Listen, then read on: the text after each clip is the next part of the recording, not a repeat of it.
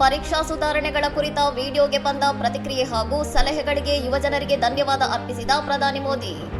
ದೇಶದಾದ್ಯಂತ NEET UG ಪರೀಕ್ಷಾ ಅಕ್ರಮಗಳ ವಿವಾದ ಹಾಗೂ ಪ್ರತಿಭಟನೆಗಳು ಭುಗಿಲೆದ್ದಿರುವ ಹಿನ್ನೆಲೆಯಲ್ಲಿ ಪರೀಕ್ಷಾ ಸುಧಾರಣೆಗಳ ಕುರಿತು ತಾವು ಹಂಚಿಕೊಂಡಿದ್ದ ವಿಡಿಯೋ ಸಂದೇಶಕ್ಕೆ ಯುವಜನರು ನೀಡಿರುವ ಸಕಾರಾತ್ಮಕ ಪ್ರತಿಕ್ರಿಯೆಗೆ ಪ್ರಧಾನಿ ನರೇಂದ್ರ ಮೋದಿ ಧನ್ಯವಾದ ಅರ್ಪಿಸಿದ್ದಾರೆ.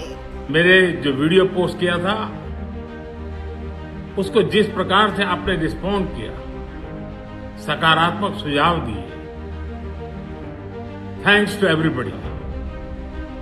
ಇನ್ಸ್ಟಾಗ್ರಾಂ ಮೂಲಕ ವಿಡಿಯೋ ಸಂದೇಶ ಹಂಚಿಕೊಂಡಿರುವ ಪ್ರಧಾನಿ ತಡರಾತ್ರಿ ಯುವಕರೊಂದಿಗೆ ಸಂವಹನ ನಡೆಸುವ ಅವಕಾಶ ಸಿಕ್ಕಿರುವುದಾಗಿ ತಿಳಿಸಿ ವಿದ್ಯಾರ್ಥಿಗಳು ನೀಡಿರುವ ಒಳನೋಟವುಳ್ಳ ಸಲಹೆಗಳಿಗೆ ಕೃತಜ್ಞತೆ ವ್ಯಕ್ತಪಡಿಸಿದ್ದಾರೆ.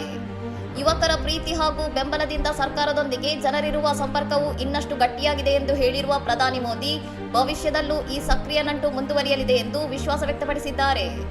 ಪತ್ರಿಕೆ ಸೋರಿಕೆ ಪ್ರಕರಣವು ಲಕ್ಷಾಂತರ ವಿದ್ಯಾರ್ಥಿಗಳು ಹಾಗೂ ಪೋಷಕರಿಗೆ ತೀವ್ರ ನೋವನ್ನುಂಟು ಮಾಡಿರುವ ಗಂಭೀರ ಸಂಗತಿಯಾಗಿದೆ ಎಂದು ಪುನರುಚ್ಚರಿಸಿರುವ ಅವರು ತಪ್ಪಿತಸ್ಥರನ್ನು ಈಗಾಗಲೇ ಬಂಧಿಸಲಾಗಿದೆ ಎಂದು ತಿಳಿಸಿದ್ದಾರೆ.